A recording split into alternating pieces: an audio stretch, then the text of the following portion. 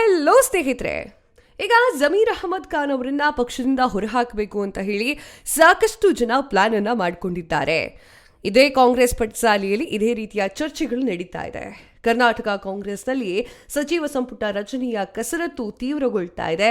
ಇದೇ ಹೊತ್ತಿನಲ್ಲಿ ಅಲ್ಪಸಂಖ್ಯಾತ ಸಮುದಾಯದ ಪ್ರಭಾವಿ ನಾಯಕ ಜಮೀರ್ ಅಹಮದ್ ಖಾನ್ ಅವರ ಭವಿಷ್ಯದ ಬಗ್ಗೆ ಈಗ ಹೊಸ ಚರ್ಚೆಗಳು ಆರಂಭವಾಗಿದೆ.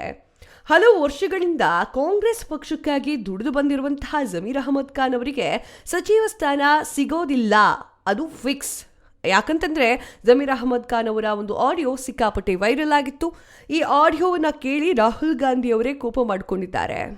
ಕೆ.ಸಿ. ವೇಣುಗೋಪಾಲ್ ಅವರು ಹೇಳ್ತಾರಂತೆ, ರಾಹುಲ್ ಗಾಂಧಿ ಅವರೇ, ನೀವು ಕೋಪ ಮಾಡ್ಕೊಳ್ಬೇಡಿ, ಜಮೀರ್ ಅಹಮದ್ ಖಾನ್ ಅವರಿಗೆ ಸಚಿವ ಸ್ಥಾನವನ್ನ ಕೊಡಿ.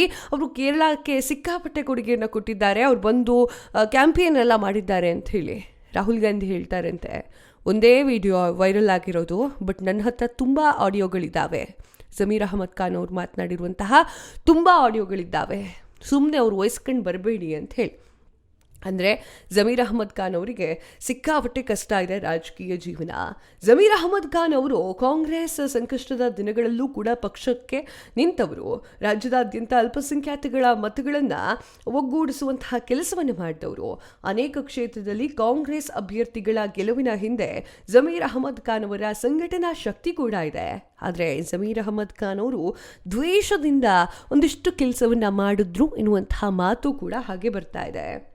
ಹಲವು ಅಲ್ಪಸಂಖ್ಯಾತರ ಮುಖಂಡರುಗಳು ಈಗಾಗಲೇ ಬಹಿರಂಗವಾಗಿ ಅಸಮಾಧಾನ ವ್ಯಕ್ತಪಡಿಸಿದ್ದಾರೆ.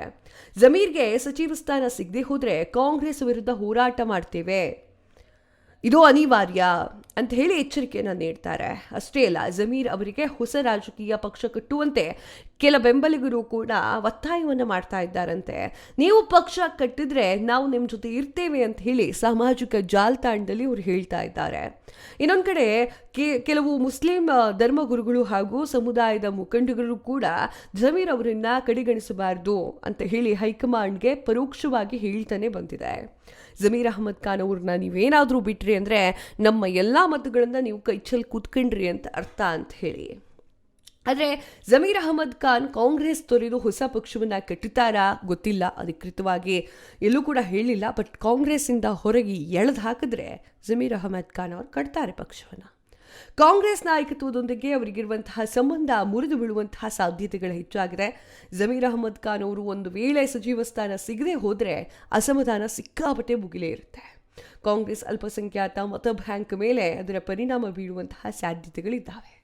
ಆದರೆ ಜಮೀರ್ ಅಹಮದ್ ಖಾನ್ ಅವರ ರಾಜಕೀಯ ಭವಿಷ್ಯವೂ ಕೂಡ ಮುಗಿಯುವಂತಹ ಚಾನ್ಸಸ್ ಇರುತ್ತೆ. ಜಮೀರ್ ಅಹಮದ್ ಖಾನ್ ಅವರ ಆ ಒಂದು ಆಡಿಯೋ ಸಿಕ್ಕಾಪಟ್ಟೆ ವೈರಲ್ ಆಗಿತ್ತು. ಆ ಆಡಿಯೋದ ಸುತ್ತ ಸಾಕಷ್ಟು ರಹಸ್ಯಗಳಿದ್ದಾವೆ. ಉಪಚುನಾವಣೆಯಲ್ಲಿ ಸಮರ್ಥ್ ಶಾಮ್ನೂರು ಸೋಲುವಂತೆ ನೋಡ್ಕೊಳ್ಳಿ ಅಂತ ಹೇಳಿರುವಂಥ ಆಡಿಯೋ ಅದು.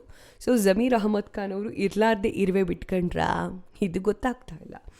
ನಿಮ್ಗೇನು ಅನಿಸುತ್ತೆ ಕಮೆಂಟ್ ಮಾಡಿ ತಿಳಿಸಿ. ಆ್ಯಂಡ್ ನಿಮ್ಮ ಕಮೆಂಟನ್ನು ಕೂಡ ಕನ್ಸಿಡರ್ ಮಾಡಿ ಒಂದು ಒಳ್ಳೆ ವಿಡಿಯೋ ಮಾಡಿ ಹಾಕ್ತೀನಿ. ಸಪೋರ್ಟ್ ಮಾಡ್ತಾ ಇರಿ. ಧನ್ಯವಾದಗಳು.